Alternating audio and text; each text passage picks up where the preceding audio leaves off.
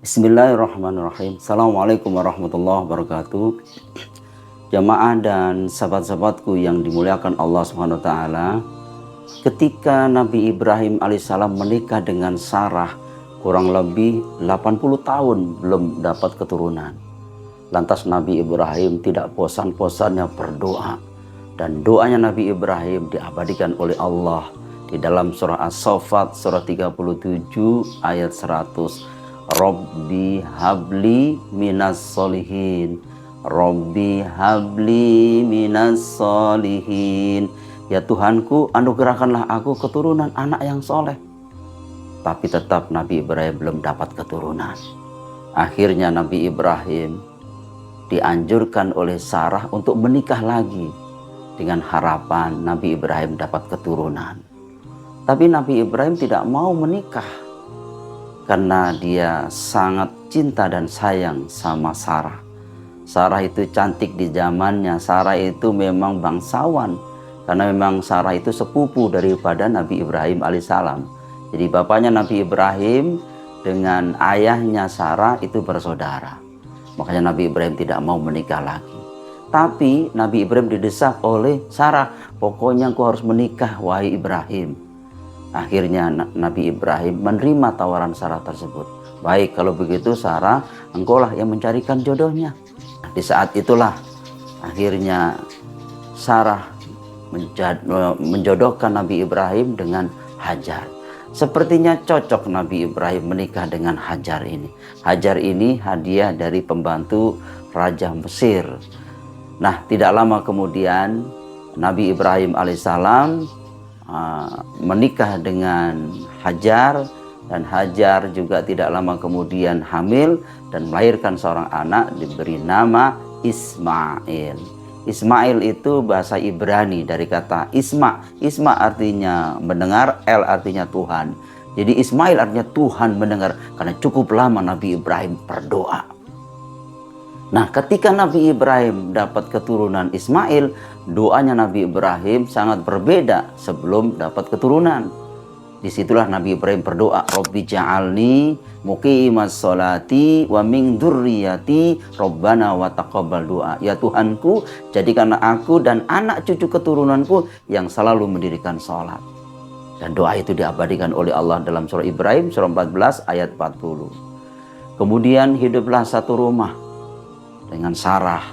Jadi satu atap dua cinta. Begitulah kalau sekarang. Akhirnya Nabi Ibrahim alaihissalam mulailah perhatiannya tertuju kepada Hajar dan anaknya Ismail. Disitulah naluri seorang istri mulai jealous alias cemburu Sarah. Dan Sarah mengatakan, ya Ibrahim, mulai detik ini bawalah anakmu, yaitu Ismail, dan istrimu yakni Hajar. Silakan tinggalkan rumah ini. Ya Nabi Ibrahim bingung, mau kemana saya Sarah? Terserah kamu ya Ibrahim, kamu itu kan biasanya merantau. Akhirnya Nabi Ibrahim membawa anaknya yaitu Ismail dan istrinya Hajar keluar rumah dari rumahnya Sarah. Kemana? Ya tidak tahu tujuan kemana. Dengan demikian Allah izinkan sampai di lembah Bakkah yang sekarang disebut Mekah. Diletakkanlah Ismail di lembah Bakkah. Nah, dan itu diabadikan oleh Allah tentang Bakkah dalam surah Ali Imran ayat 96. Inna awwala baiti wudi'a lin-nasi lalladzi bi Bakkata mubarakan wa hudan lil alamin. Inna awwala baiti wudi'a lin-nasi lalladzi bi Bakkata mubarakan wa hudan lil alamin. Sesungguhnya rumah pertama kali yang dibangun oleh Allah yakni Ka'bah Baitullah di lembah Bakkah yang sekarang disebut Mekah. Tidak lama kemudian Nabi Ibrahim alaihissalam ketika meletakkan anaknya di lembah Bakkah, Nabi Ibrahim mulai merindukan Sarah. Lantas Hajar protes, ya Ibrahim, mau kemana engkau? Begitu teganya kau tinggalkan aku berdua dengan anakmu Ismail. Makanan sudah habis, minuman sudah habis, tandus, ya tidak ada pepohonan, gurun pasir. Kau tega ya Ibrahim? Ya Ibrahim tidak bisa ngomong dengan Hajar. Lantas Allah katakan, ya Ibrahim, katakan kepada Hajar, ini perintahku. Akhirnya Nabi Ibrahim mengatakan, Hajar, ini perintah Allah. Kalau ini memang betul perintah Allah ya Ibrahim, silahkan tinggalkan aku berdua dengan anakmu, yakni Ismail. Sandarannya bukan engkau ya Ibrahim, sandarannya adalah Allah. Disitulah kemudian Hajar membesarkan Ismail tanpa suami. Kemudian Nabi Ibrahim terus meninggalkan Nabi Ismail alaihissalam, diletakkan anaknya di lembah Bakah. Kemudian tidak lama kemudian Nabi Ibrahim berdoa, Rabbana inni askantu min dzurriyyati biwadin ghairi zi zar'in inda baitikal muharram Rabbana liyuqimus sholata faj'al af'idatan min nasi tahwi ilaihim warzuqhum minas samarati la'allahum yashkurun. Ya Tuhan, sesungguhnya aku telah menempatkan sebagian keturunanku di lembah yang tidak mempunyai tanaman-tanaman di dekat rumah Engkau Baitullah yang dihormati. Ya Tuhan, yang demikian itu agar mereka melaksanakan sholat, maka jadikanlah hati sebagian manusia cenderung kepada mereka dan berilah mereka rezeki dari buah-buahan. Mudah-mudahan mereka bersyukur. Berangkatlah Nabi Ibrahim menuju Palestina dan bertemu dengan istrinya, yakni Sarah. Kemudian Nabi Ibrahim dapat tamu yang tidak dikenal. Assalamualaikum, waalaikumsalam. Lantas diam-diam Nabi Ibrahim menemui Sarah. Sarah, ada makanan nggak? Tidak ada ya Ibrahim. Kemudian Nabi Ibrahim ke belakang, lantas menyembelih seekor sapi gemuk, anak sapi yang gemuk, kemudian dibakar dan dihidangkan kepada tamu tersebut. Silakan dimakan, kata Nabi Ibrahim. Ternyata tamunya tidak mau makan dan Nabi Ibrahim mengatakan, ala ta'kulun, kenapa kamu tidak makan? Mulailah Nabi Ibrahim ketakutan. Ternyata tamu tersebut mengatakan, jangan takut ya Ibrahim, aku ini seorang malaikat. Oh, pantas kamu tidak mau makan hidangan. Ada gerangan apa kau datang kemari? Ada kabar gembira ya Ibrahim, sebentar lagi kamu dapat keturunan dari Sarah. Di balik tirai itu Sarah tertawa dan mengatakan pada dirinya, mana mungkin aku dapat keturunan, aku ini sudah tua. Dan malaikat mengatakan, tidak mungkin yang Ibrahim, kalau Allah izinkan engkau pasti dapat keturunan. Kemudian tidak lama Sarah hamil dan melahirkan seorang anak, diberi nama Ishak. Ishak itu dari kata tanhak, artinya tertawa. Nah, karena memang di saat itu Sarah tertawa. Nah, mulailah gembira Sarah karena dapat keturunan dan Nabi Ibrahim mulai merindukan istrinya, yakni Hajar. Dia pergi dan minta izin sama Sarah. Kata Sarah, silakan ya Ibrahim.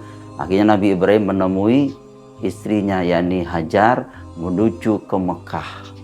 Namun di saat itu Hajar tentu membesarkan anaknya Ismail tanpa suami, mondar-mandir ke sana kemari. Dilihat sepertinya ada air, ternyata itu fata morgana. Kemudian dilihatnya anaknya menangis terus ke sana kemari antara Safa dan Marwah. Nah, sekarang dinapatilasi sa'i ibadah haji antara Safa dan Marwah. Di bukit Safa sampai di Marwah, kemudian tidak ada air, melihat ke samping makom Ibrahim yaitu anaknya. Dan akhirnya Allah izinkan malaikat untuk menggali-gali di dekat kaki Nabi Ismail alaihissalam. Keluarlah mata air, kemudian Hajar kemudian mulai datang ke anaknya dan menggali-gali pasir tersebut di dekat kaki anaknya. Kemudian keluarlah mata air dan Hajar mengatakan, zumi zumi, berkumpul. Nah, sekarang sebut air Zam-Zam. Barulah ada kehidupan karena ada air. Mulai burung-burung merpati datang, para kafilah sudah mulai datang, dia gembira. Dan Nabi Ibrahim begitu datang, dia kaget, ternyata sudah ada kehidupan. Subhanallah. Di saat itulah Nabi Ibrahim kemudian bertanya kepada para kafilah, wahai para kafilah, tahukah anakku di mana? Di mana anakku dan istriku? Saya tidak tahu, ya mungkin di sana. Di sana itu ditunjukin di Mina. Nah, Nabi Ibrahim kemudian tidur di depan Ka'bah Dan di malam harinya Nabi Ibrahim dapat mimpi pertama kali. Ya Ibrahim, potonglah anakmu jika kau betul-betul mencintai aku. Begitu dia bangun, dia berpikir, ini mimpi atau wahyu? Nah, para ulama mengkaitkan mimpinya Nabi Ibrahim itu tanggal 7 malam 8 Zulhijjah. Makanya ketika dia berpikir dan merenung, maka sekarang disebut tarwiyah namanya. Tarwiyah mempunyai makna berpikir atau merenung. Orang-orang yang melaksanakan ibadah haji ketika di Mina tanggal 8 malam 9 Zulhijjah, dia mabit di Mina untuk tarwiyah, berpikir dan merenung. Dan Nabi Ibrahim juga menuju ke Mina, dan Nabi Ibrahim tetap tidak bertemu dengan anak dan istrinya, yakni Hajar dan Ismail. Nah, di malam hari Nabi Ibrahim dapat mimpi kedua kalinya. Ya Ibrahim, potonglah anakmu jika kau betul-betul mencintai aku. Begitu bangun, berarti tanggal 9 Zulhijjah. Dia berpikir, ini mimpi atau wahyu? Akhirnya Nabi Ibrahim menuju ke Arafah. Sampai di Arafah bertemulah Hajar dan Ismail. Karena cukup lama, kemudian saling tunjuk-menunjuk. Hajar ya? Ini siapa? Ibrahimnya. Ini siapa Hajar? Anakmu ya Ibrahim, yani Ismail. Oh subhanallah, sudah besar. Karena saling tunjuk-menunjuk itulah para ulama mengatakan disebut Arafah. Arafah yu'arifu arifan, artinya saling kenal mengenal. Nah, berapa usianya Nabi Ismail alaihissalam? Tentu di dalam tafsir Ibnu Katsir dijelaskan, ketika Nabi Ibrahim dapat keturunan dari Hajar diberi nama Ismail, Nabi Ibrahim usianya 86 tahun. Namun ketika Nabi Ibrahim dapat keturunan dari Sarah, nah Sarah usianya Nabi Ibrahim 96 tahun. Dan Sarah waktu itu usianya 90, Nabi Ibrahim usianya 96 tahun. Berarti Ismail usianya kurang lebih 10 tahun. Wah, cukup lama. Akhirnya bertemulah Nabi Ibrahim di Arafah bersama Hajar dan Ismail. Tanggal 9 malam 10 Zulhijjah, Nabi Ibrahim mulai menuju ke Musdalifah, yang sekarang disebut Masy'aril Haram. Nah, di Musdalifah, mabit di Musdalifah, Nabi Ibrahim alaihissalam dapat mimpi ketiga kalinya. Ya Ibrahim, potonglah anakmu jika kau betul-betul mencintai aku. Begitu Nabi Ibrahim bangun, wah ini bukan hanya sekedar mimpi, ini wahyu. Dipanggillah anaknya. Akhirnya Nabi Ibrahim alaihissalam berkata kepada anaknya, "Falamma balagha ma'ahu sa'ya, qala ya bunayya inni ara fil manam anni adbahuka fangdur madza tara. Ya abatif alma tu'mar satajiduni insyaallahu minas sabirin." Tatkala anak itu sedang lucu-lucunya, dan memang Ismail bersama Ibrahim di saat itu, Nabi Ibrahim berkata kepada anaknya Ismail, "Ya bunayya, wahai anakku kemari sayang. Inni arafil manam.